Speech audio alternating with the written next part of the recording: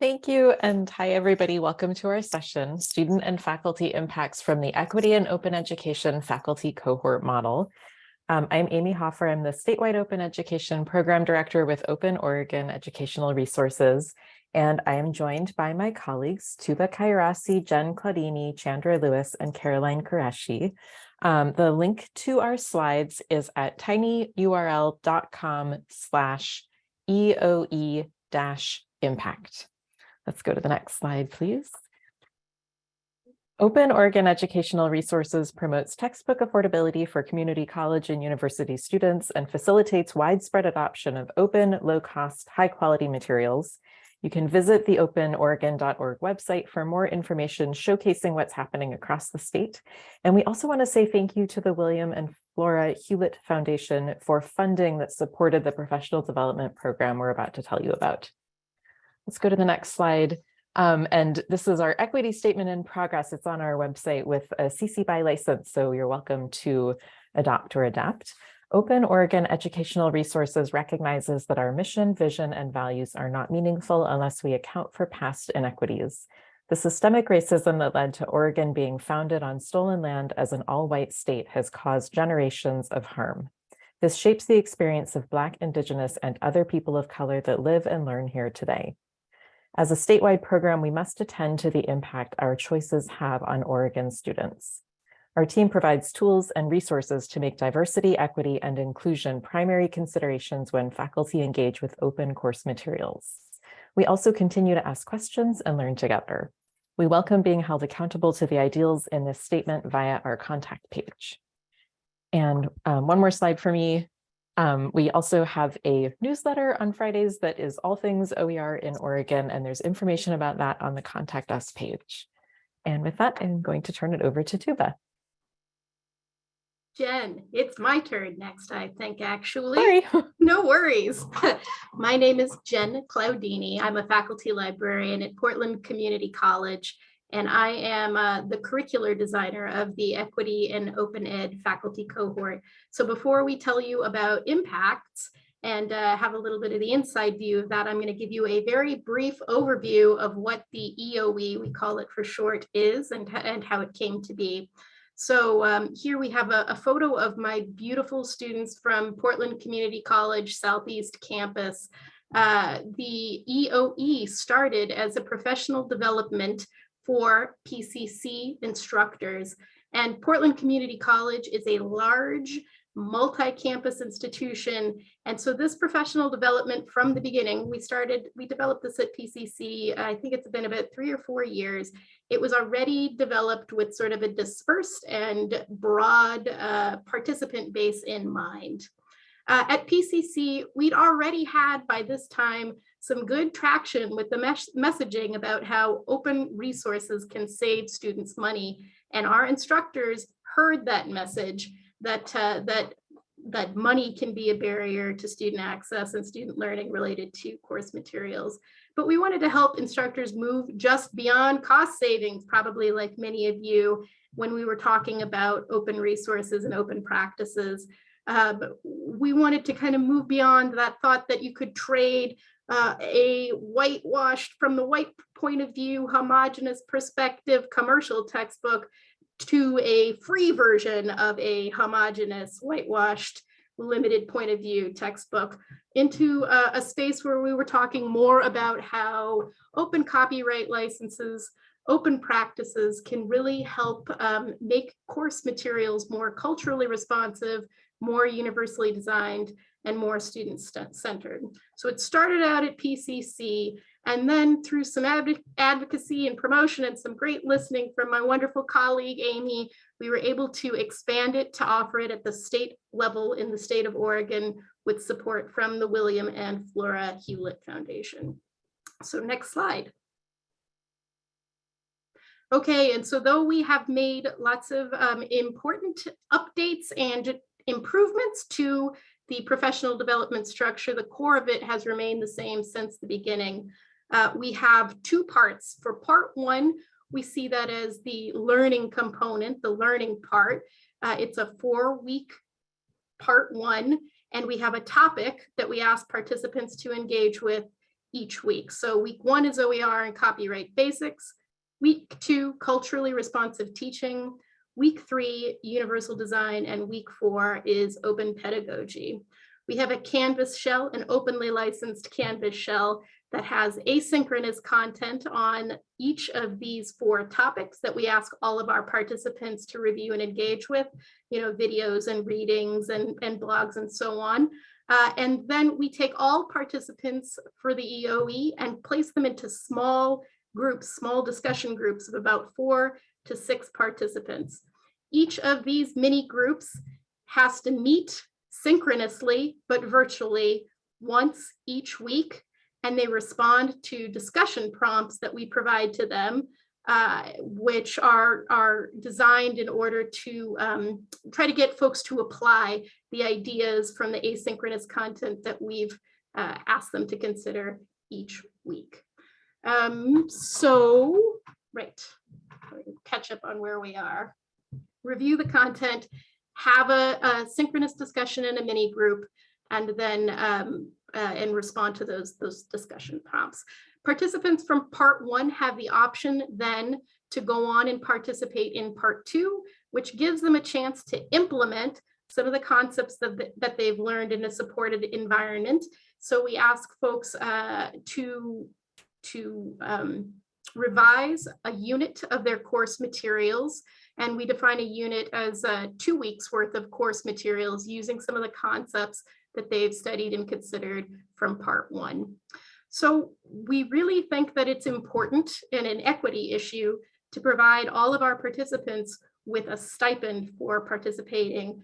So part 1, the Explore component, comes with a $200 stipend, and part 2 comes with a $300 stipend.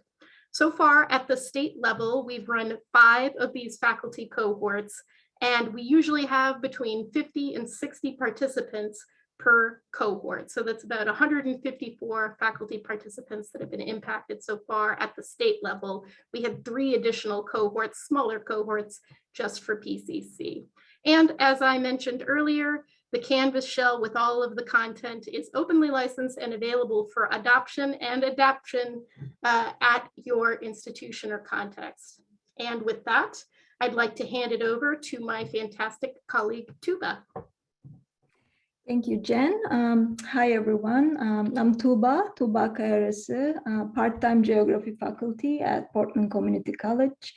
I have been teaching various human geography courses at PCC for the last 9 years. And so I will start my talk with my experience of realizing the importance of low-cost learning materials for higher education students. My awareness started 21 years ago when I came to the United States in 2001. And I had just completed my graduate degree in North Cyprus, a divided island in the Mediterranean Sea. And I'm originally from Turkey. However, I didn't have a working visa when I arrived to the United States in 2001. So I decided to become a graduate student again and started taking some geography courses at Portland State University. And I was actually terrified with the cost of my education. And the textbook costs were the major part of my worry as a low-income graduate student. And when I became an instructor at PCC, in 2013, adopting low-cost learning materials for my courses was one of my priority, along with integrating a global and international perspective to my teaching. And I could relate to my students' concerns from my lived experience, actually, as being a graduate student. And I was aware of changing student demographics, and I had worked at the Portland Public Schools K-8 system, and I had worked with low-income refugees and immigrants for over 10 years at an organization called IRCO, Immigrant and Refugee Communities Organization. And I knew that we will be receiving students from diverse sociocultural backgrounds when I started my teaching at PCC. And I was aware of and I started using learning materials that will make my course more affordable for my students, but I wasn't sure if I was violating the copyrights. Back then, 9 years ago, I didn't know anything about open educational resources. And then I met Jen Klaudinyi a few years ago. I think Jen had just started working, offering OER professional development trainings for faculty. And I signed up to participate in almost every single cohort. And so workshops that I attended taught me that OER is not only cutting the cost of learning for my students, but also brings equity to my classroom through adopting culturally responsive teaching practices. I learned about universal design, open pedagogy, and the importance of accessibility for all students, for all learners. And which is a major concern for my discipline as a geographer, because in geography, we use a lot of visuals. Geography is a visual science, so we use a lot of images in teaching, such as maps and photography. So during the same time, our online learning and teaching department at PCC received a grant to offer another professional development workshops through institutions such as Quality Matters and Online Learning Consortium. So I attended those workshops as well. And I have received 3 different grants to implement an equity and open education model to my courses. And one of the grants I received, I worked with 2 other colleagues from geography department. And I would like to actually acknowledge their contribution to this project. Thank you, Dimitar and Lauren. They are not here, unfortunately. We choose to work on one of our highest enrolling courses, Introduction to Human Geography. So that was the pilot course for us. And then the course is offered every quarter, and it is taught by 4 different faculty members. So working with colleagues was very valuable, sharing our knowledge and experience teaching the same course for many years. So that speeded up the process. And we were able to complete the project within a few months. Fall 2021, we started teaching the course fully OER and started testing its effectiveness. And so the course was selected by the Open Oregon Educational Resources and RMC Research Corporation to conduct research on the impacts of equity and open education faculty cohort model. Funded by Havlet Foundation. So Caroline will talk about the case study in more detail in a few minutes. So one of the most challenging parts of designing the course was adapting assessment strategies, because we didn't fully agree on how to assess student learning among each other. And there were also institutional requirements we had to meet. Course learning outcomes for the course must have aligned with the college learning outcomes for social inquiry and analysis. And that slowed us a little bit. Another challenge was we didn't have many choices of textbooks to adapt. We were limited to few textbooks through although Human Geography is an introductory course that is required for the completion of a geography degree, but we had limited OER resources on the subject. And the textbooks that were available to us actually, were outdated. We adopted the recent publication, which was published in 2019. So that was the most recent for our subject matter. And some of the textbooks lack diverse perspectives, such as the textbook we adopted doesn't have chapter on geographies of gender and sexuality. It mentions gender, but in much detail, also the topics are centered around US geography. And I like to bring a global and international perspective to my courses. Over the years, I have observed that students lack global and international perspective. And also students request to learn about other peoples and places, especially when they take a geography course, they expect that. And because they do understand that they lack the knowledge in their K through 12 education. So textbooks lacking the knowledge, we needed to bring more culturally responsive teaching to our course, made us more harder. So that was a challenge because we all had almost a full-time teaching load, plus some of us had administrative responsibilities, but we managed it. We provided supplemental learning materials available online. We included like TED Talk videos that presented diverse scholars' views on issues. We designed our assessments in a way that students could do their own research on global issues to share with each other to stimulate critical thinking, engagement, and peer learning. So, and I mean, it's my hope that there will be funds available for diverse faculty to participate in projects to publish more culturally responsive textbooks that present diverse voices. I'm so proud of being a geographer, but our disciplines, at least I can speak to geography, have colonial roots. And it is our responsibility as educators to dismantle those rooted causes of our problems in our disciplines and our educational system and rewrite it for change. So I strongly believe that presenting low-cost quality learning materials and assessments that are culturally responsive and accessible to our diverse student populations increases student engagement and learning. And I have observed that and assessed that students engage with the content in a meaningful way when they can relate to the topics they study in their own lives, actually. And I have adopted student empowerment as my teaching philosophy. And when students are empowered, they are motivated to learn and collaborate, and they become participants in their learning process.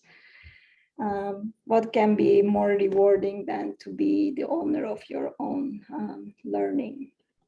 And I will pass the microphone to Caroline to talk a little bit about the case study in more detail. Thank you, Tuba. Hi, my name is Caroline Qureshi. I am with RMC Research, and we conducted the research study along with this professional development. So I'm going to review both the data that we collected and some of the high-level findings that came out of the study. So in terms of data, we collected both faculty and student data. So from faculty, we have the faculty post survey. So this was a survey administered shortly after completion of the professional development. And this survey assessed preparedness in the various topics covered and overall feedback of the professional development. And then we had about 105 faculty that took that survey. And then about midway through the 2-year period, we conducted 10 interviews with faculty. And that was really to collect more robust data around implementation. So the facilitators and challenges of implementing or redesigning their courses. We also gathered feedback on the professional development, and we also asked them some questions about institutional spread. So just trying to get an idea of if they were talking to their colleagues about what they were learning and implementing. And then we also had the faculty follow-up survey. So this survey was administered at the very end of the 2-year period. So faculty took this survey several months or longer after completing the professional development. And this survey focused more on assessing actual implementation. So now that the faculty had some time to implement, we wanted to ask some more detailed questions about what that implementation looked like. And 55 faculty took that survey. From students, we collected survey data. So each faculty that redesigned a course was asked to invite their students to take the survey at the end of their redesigned course. And the student survey assessed several constructs, including sense of belonging, engagement, motivation, and expectation of success, as well as to what extent each of the topics were evident in their course. And we had 64 students took that survey across 8 faculty. So that was a smaller number than we were anticipating. We were hoping to get more student data than that. So I will cover the survey findings shortly, but I just wanted to note that the findings should be interpreted with caution for that reason. And then our case study data. So for the case study, we wanted to kind of get a holistic picture, both faculty and student experience of what redesigning the course was like. So we did an in-depth interview with Tuba, who you've already heard from. And then we also looked at Tuba's student survey data in isolation to see the student experience. We had intended actually to do a student focused group, but we could not get enough students interested, unfortunately. And that was really one of the challenges of the study. We were hoping to get more student voice and experience, and we just we had some struggles on that end. So now we'll jump into the findings.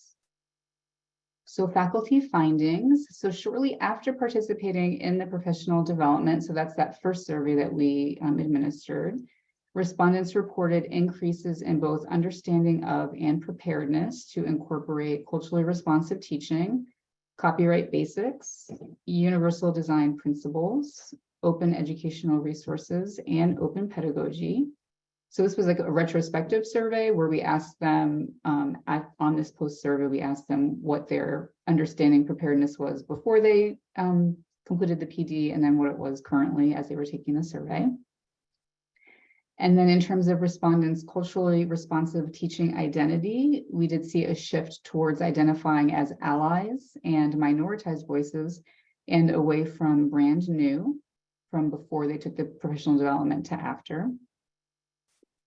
And then several months after participating in the professional development, so this is that follow-up survey that all the faculty took towards the end of that 2-year period, 85% of respondents reported redesigning aspects of their courses, and 65% of survey respondents reported sharing openly licensed inclusive course materials and curricula with their colleagues. And then we've got some interview findings. So the interview findings really echoed the survey findings and also offered some added context. So a reminder, we interviewed 10 faculty. And then what they told us was, so in terms of increased knowledge, interviewees shared that although they may have known something about each of the topics covered, the professional development really broadened their understanding and corrected any misconceptions they had. I think Tuba just mentioned this, but 7 of the 10 interviewees, for example, shared that the professional development expanded their knowledge of open educational resources beyond just like only saving money to realizing how open educational resources really tie into equity and representation.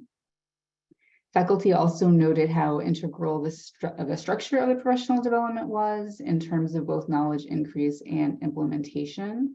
So they really enjoyed the combination of the asynchronous and synchronous components.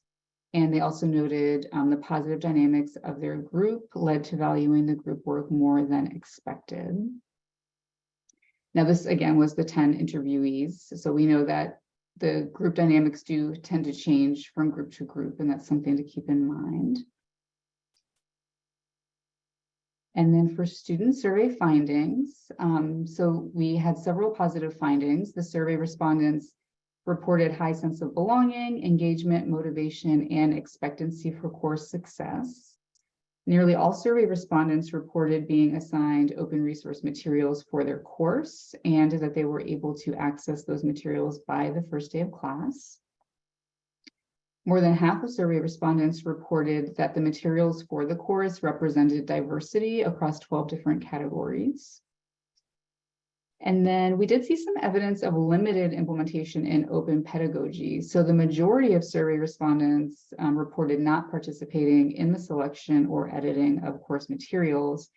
And just a third reported that they contributed to the creation of course materials. So this is definitely something that we'd like to dig into further in future studies and something to keep in mind. And then some of the high-level case study findings. Tuba did speak, I believe, to most of these things, but I'll just review them, and I think there's a few things to add. So some of the facilitators in terms of redesigning the course, knowing how to access resources makes it easier. Also being able to find an open educational resource textbook that requires minimal adjusting is helpful. Challenges to redesigning the course included time, ensuring alignment on multiple levels. And then we heard from Tuba about the content-specific challenges for geography. So there were limited options in terms of textbooks, and then universal design for maps was also a challenge.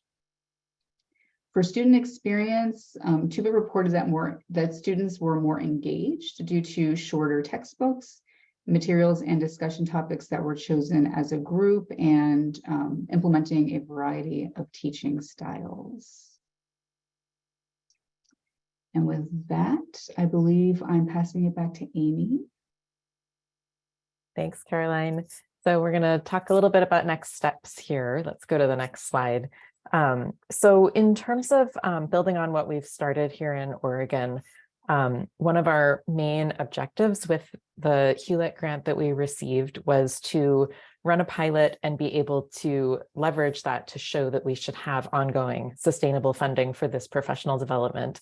And we have done that. So we're on an ongoing basis offering 2 cohorts per year for faculty who teach credit courses. And Jen also created a new version of the curriculum that's aimed at teaching and learning support folks. So librarians, accessibility services, instructional designers, those kinds of people. And we run that version of the cohort once per year. Another thing that we were looking for was more of an indirect impact, where we would see a greater emphasis on equity in other parts of the statewide OER program. And one example of a place where we're seeing that is the proposals that we get for our open application OER grant program. There is an EDI related question on that application form, and we still get some proposals that, skip that question or offer a very cursory answer, but we are seeing more in-depth and thoughtful responses to that question, where people are thinking through the equity impacts of their proposed project, even at the proposal stage. So that's another impact that we're seeing. Every institution in Oregon has access and equity in their institutional statements, mission and vision and values. And so we've been able to sort of shift the conversation to show how OER can advance both of these goals at once. And so that's really relevant at the institutional level. It's really relevant at the statewide level because those are also statewide equity goals. So we've been able to make the case for that. And that is helping us advocate for resources for the program. And Hewlett also put us in contact with a communications firm called GMMB. And Jen and I have been working with them to be more strategic about how we get the word out about the results of the research that RMC conducted, and generally sort of sharing information about this cohort program with different audiences that we want to keep informed. And another piece of building on what we've started has to do with having cohort alums not feel like, okay, you finished and now you're sort of floating into the future, right? We want to create some sense of community, and we do have like one person at least who's really into events, and Open Oregon Educational Resources is virtual for at least the rest of this academic year, and TBD for the future. So that's a little bit tricky. But we have been able to sponsor attendance at equity conferences. And this year we're doing sponsored attendance for people who are going to present on their equity and open ed work. And one other sort of thought for the future is that our research advisory board had a bunch of amazing ideas about longitudinal research. So if we had more funding to work with RMC, that would be another place to think about building on what we've already started. So let's go to the next slide, because the other piece of this is that we would love to expand beyond Oregon. And we have a one-pager that is no longer one page, but it's pretty concise and it explains what the expansion model is. And that link is tinyurl.com/EOE-expansion. And as Jen mentioned earlier, the curriculum is openly licensed. So, feel welcome to adopt and adapt. What we're looking for is another state or system or institution who will adopt the model and will bring funding to offer the stipends. So in other words, to adopt the entire model, including paying people to participate. And we're looking for our first collaborator on this to work closely and really help us learn what it means to apply this model in a new setting. So with that, let's go to the next slide. So that's it from us. Our contact information is available on this slide, and we have, looks like 8 minutes for questions if anybody wants to put a question in the chat.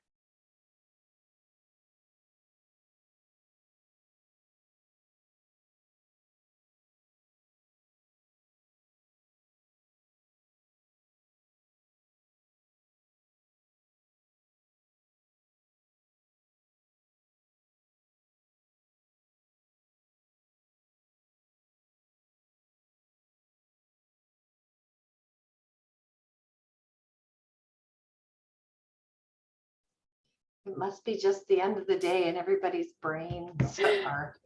Mine certainly is. Here's Veronica. Would you consider adding facilitator training resources to the expansion pack? I think that's a question for Jen.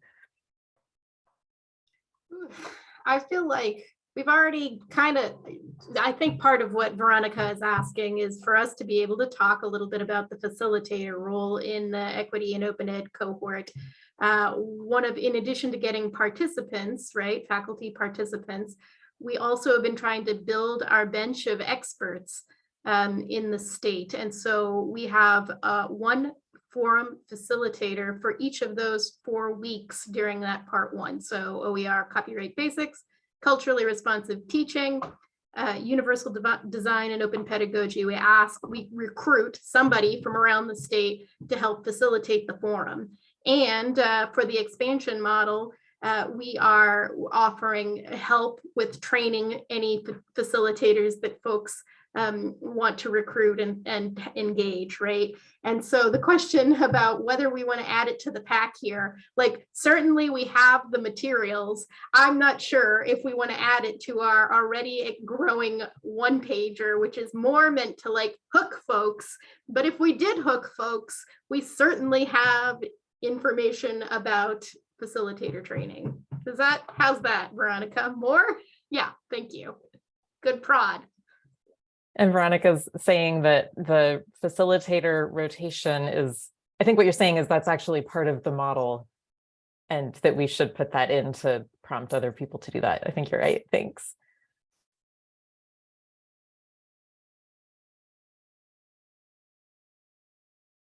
And Tuba shared the link to the geography textbook. Thank you so much for doing that.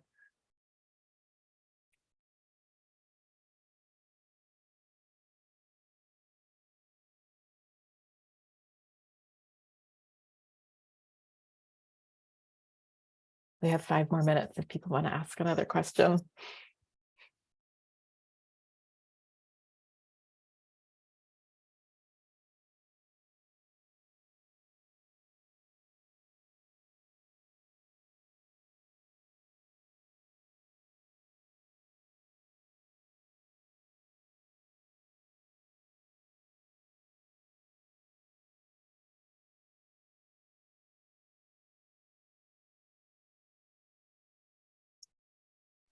Here's a question in the chat about who to contact.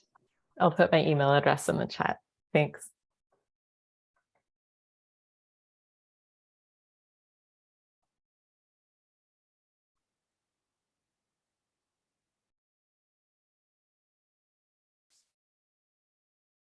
Brain is too full. My brain is so full. I know the recording's still on, but I'll just say I don't usually do things before 9, but I went to Jeff's session at 8 this morning and wow, that was amazing. So anyway, it's been a day of a lot of thinking and learning. And Jonah says I should add contact info to the one pager. Thank you. Veronica says, are you hoping for institutions to pick this up or more interinstitutional programs? Do you want to jump in, Jen? I think that it could be either or. I think that it was originally, as I mentioned, designed for a single institution, but sort of a bigger single institution. And we've been offering it at a state level. I think it could work for both of those contexts. I think it could work at smaller institutions with a smaller cohort. And I think it could work for regional organizations, or it wouldn't just have to be a state either.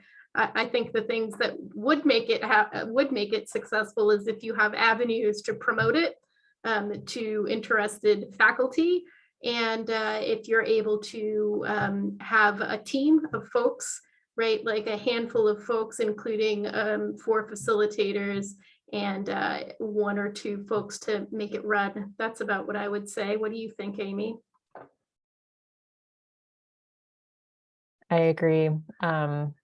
Yeah, and in terms of the money, the budget information that's on that one pager is based on a 60-seat cohort. So obviously, if you offered fewer seats, it would be a smaller budget line. I know we just have a few more minutes, so I'll just say it's been really great to work with RMC Research. It really felt like, for Jen and me both, it felt like we needed professional help on being able to understand this impact on faculty and then sort of at 1 degree removed on students, because there are a lot of professional developments out there that have to do with EDI, and we wanted to be able to share the model feeling confident that it was effective. So it's been great to work with RMC, and they're sort of building on this study, helping us do a similar assessment for the federal OER grant that Open Oregon is also working on, that Phoebe talked about earlier today in her session. And it's also really great to be co-presenting with a faculty member who's been in the cohort. So thanks, Tuba.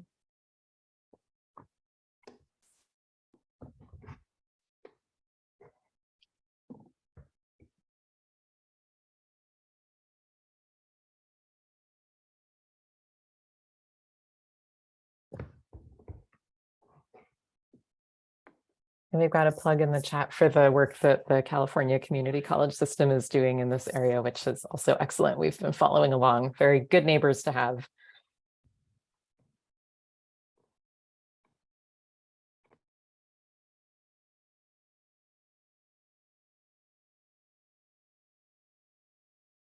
Amanda, I think you broke the seal on people saying that they're tired.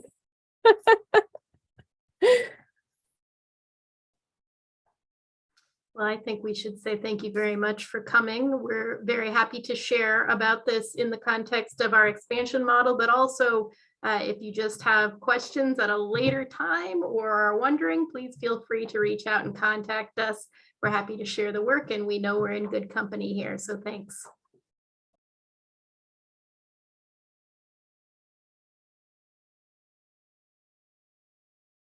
I'm going to talk to myself and not be on mute. That's how tired I am. I'm going to stop the recording at this point, and thank you all for your attention today.